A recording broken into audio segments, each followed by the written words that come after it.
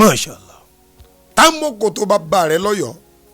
tọ́ ló yẹ kó o ṣe interview fún ọ náà nígbà tí ẹ gbé bìtìbìtì ayé kọlù ọ tí ẹ ṣe pé bóyá ọ̀nà gàmú wàhálà àbọ̀ ọ̀dà rẹ̀ lọ́nláìn ayé òkè ń bá ẹni tí ò bá ti hàn tí ò bá ti ṣe dáadáa nú ayé táyé rẹ̀ ò bá ti dá ayé bá ṣe wọn ò lè ṣe interview fún ọ o ìtí interview fi lè kan rú ẹni tí ò bá ti hàn bóyá ó lásídẹ́ǹtì bóyá burú kan ṣe ń wá ògùn àbó ló ṣe jẹ́ tọmọ yín fi bódò lọ bó ló ṣe jẹ́ ṣùgbọ́n tó bá fi lè rẹ́ni tí a máa ti ń ṣe interview fún tó bá ń gbọ́ Mr. Yinka Quadri bó lè ṣe wá bẹ̀rẹ̀ Mr. Ọdúnládé Adékọ́lá bó lè ṣe ẹ̀yìn Saoty Arẹwà àwọn challenges wo lẹ́ni torí ẹ mọ̀ yìí pé àwọn mẹ́jọ kan wà kòtò burúkú ni ẹ máa gbẹ́ fún yàn tó bá sì fi kónú kòtò wọn ọ̀bọ̀ sọ̀rọ̀ ni amánisẹ́ ni ó gbẹ́ kòtò tiẹ̀ lẹ̀ afàìmọ́nisẹ́ ni àṣetánbánidárò ọ̀rẹ́ rẹ́rùn ẹbí títí ní lùgbó iye kan tí kan nípa alárùká lé alárùká òde sọ̀rọ̀ méjèèjọ yìí tó bá fi lè kọjá lórí afárá wọn ó ti bọ́nu nínú wàhálà ayé ṣùgbọ́n bó lọ́ọ́ sì kọjá ń bẹ̀ bó lọ́ọ́ sì fẹ́ lọ. lóòótọ́ wọn kì í gbàdúrà tó bá wà sí gbàdúrà Nàìjíríà nílùú èbó àwọn ìlú èbó gbàdúrà iṣẹ́ ní ẹ̀sìn torí pé àwọn méjèèjì ò sínú ayé wọn problem tí wọ́n bá nílùú èbó Nàìjíríà náà wọ́n ti tàfà sí wọn Nàìjíríà náà wọ́n ti dàn án láàmú ogun òdílé ní gbà káàkiri ogun ìdílé ni òfin lọ́rùn lẹ̀ ń bẹ nínú ìdílé mi ẹ gbọ́ èso àjàrà tí bàbá wọn jẹ tíyà wọn jẹ èyí tí wọn fi kàn mọ́ ni pé wọ́n wà lọ mú ògùn ọmọ wọ́n wà fi di wàhálà tán bàbá wọn fà kalẹ̀ àmì ọjọ́ orí ni wọ́n máa fi ń dínkù wọ́n bá ti gbé 40-45 báyìí wọ́n kúrà nù àwọn bàbá wọn ló ti dáràn látìgbà yẹn wọ́n wá fi ògùn ọmọ wọ́n wá fi di ló fi jẹ́ pé àwa náà ń gbìyànjú Nàìjíríà kódà à ń ṣiṣẹ́ jùlọ èbó lọ hazẹ́ o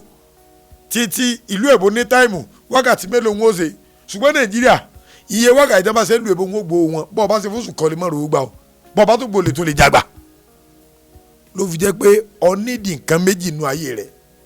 àdúà àti sàárà àdúà rẹ̀ wà jẹ́ 20% sàárà ní ọjọ́ pọ̀ jù torí pé sàárà ní ó mọ̀ bọ́ ilé aburú jìnnà ẹni ó fẹ́ dojú àdúà kọ ọ̀mọ́ bóyá ọ̀rẹ́ rẹ̀ ló ń pè lọ́tà rẹ̀ bóyá ọ̀tà rẹ̀ ló ń pè lọ́rẹ́ rẹ̀ ṣùgbọ́n sàárà kò ní ṣe ọ̀tá mú alẹ́ aburú jìnnà sí ọ. dákun lára àwọn ìgbà tí wọ́n ń bẹ fún ẹ̀dá tí fi máa rádùn àgbà tọ́nà rẹ̀ máa fi ń já sí dáadáa ó ní gbẹ̀yìn Ramadan sọ̀rọ̀ pé tí wà tèèyàn bá jọ ń gbá bọ́ọ̀lù ní first half wọ́n lè fọ́n 2-0 ẹni tó fọ́n 2-0 wọn kàn rí létí balẹ̀ kódà second half báyìí tó bá rí pé agbára fẹ́ le jù yóò bọ̀ gbá defensive game ni kọ́mọ́ fi lè go torí wípé ó mọ̀ pé ọ̀sìn lè win ni so which means tí first 15 of Ramadan bá ti lọ ọ̀sìn tó ní another opportunity ní last 10 days of Ramadan láti fi jà fún odidi ọdún kan mi tọ́lọ́mùbá filẹ̀ ní kọ́ ọ̀sẹ̀ kò ń gé oríire nù Ramadan náà àdúrà rẹ ti gbà ló fi jẹ́ pé bẹ́ẹ̀ lọ́hùn tọkàntọkàn ẹ wò ya kan jò ní ó dé Mọ̀dínà tán ó ṣe Allahumma innaka àfọwọ́ tùlítùlí àfúwà fáfúwà àdúrà rẹ gbà ìwọ tó mọ̀ wípé tó ìbòlẹ̀ àfúwà fáfúwà ní sọ́ọ́ dé Mẹ́kà torí wípé Ọlọ́run bá ti gbàdúrà rẹ̀ àṣìṣe rẹ ní ọmọ ṣe ní àlọ́ nídìí gbígbàdúrà Ọlọ́run òun là á kẹ pé nínú ìgbẹ̀yìn Ramadan yìí má fọlọ́n ṣeré o má wo kọ àlùjànnú kankan káàkiri tó bá yẹ pé Allahu lọ́ba mọ́ fa ya Allah ya Allah ya Allah tó bá yẹ pé Ar-Rahman bá ní nínú 99 names of Allah mẹ́ẹ̀ tó wù ọ́ kọ́ fi bẹ́ẹ̀ lọ́wọ́ bá kọ́ kíkọ́ Ọlọ́run pé tó Ọlọ́run ọ̀rọ̀ tèmi náà dákùjọ dayọ̀ yóò sì dayọ̀ ọ̀nà kan ṣoṣo tó fi lè bọ́ nínú àwọn aláburú ẹ̀dá ni ìwọ náà wà ní pé ẹjọ́ kò wá fẹsẹ̀ interview fún yín afẹ́ rí yín bó lẹ ṣe ṣe lọ́wọ́ ni kò rọrùn o kò easy o sọ́ọ́rí gbogbo ntọ́lọ́wọ́n bá bùn ọ ní last 10 days of Ramadan náà o tó wáyé pé ọ̀n so nígbàwọ́ ètò kan tẹ́lẹ̀ jó di méjì tó wáyé pé àwọn sẹ̀mó kan méjì péré lọ́n pín fáwọn èèyàn tẹ́lẹ̀ jó di mẹ́rin gbogbo ntọ́lọ́wọ́n bá bùn ọ náà ní last 10 days of Ramadan náà kò ṣe dáadáa du àwọn èèyàn nínú àwọn tẹ́tí fọkàn sí pé àwọn ò lè sọdún ayọ̀ jẹ́ wọ́n sọdún ayọ̀ lọ́dọ̀ rẹ̀ látara rẹ̀ jẹ́ wọ́n dunnú látara rẹ̀ jẹ́ wọ́n rí dùnnú látara rẹ̀ jẹ́ wọ́n ráyọ̀ gbogbo ọ̀nà sí lọ lè fi ṣe dáadáa ọjọ́ mùsùlùmí kò ní kó mọ̀ sí dáadáa fún kìrìsìtẹ́nì ọ̀n kọjá lójú ọ̀nà ọwárí sùsánà kìrìsìtẹ́nì tó jábọ̀ ẹ̀tọ́ rẹ̀ mú kọ́ bá gbẹ́nu kọ́ bá tún sá ara pọ̀ sí sàrà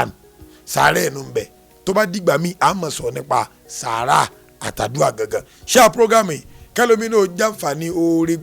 gbàǹkọ tí ń bẹ nínú second half Ramadan yìí ọ̀rọ̀ rẹ̀ dayọ̀ lórí gbogbo social media pàápàá ẹ máa tẹ̀lé wa ẹ máa follow wa ẹ máa like ẹ máa share ẹ máa comment gbogbo tẹ́ ń fẹ́ ọlọ́sìn máa bá ń fún yín tẹ́ ń fẹ́ adéwọ̀ ọlọ́dẹ jìnnà sí oríire yóò máa jẹ́ tí orí ibú yóò máa jẹ́ tọ̀tà yín àdúrà yóò gbà o àdúrà tèmi ní o gbà o Alfa Jeje Agba ló kọ́ mi o. Salaam alaikum.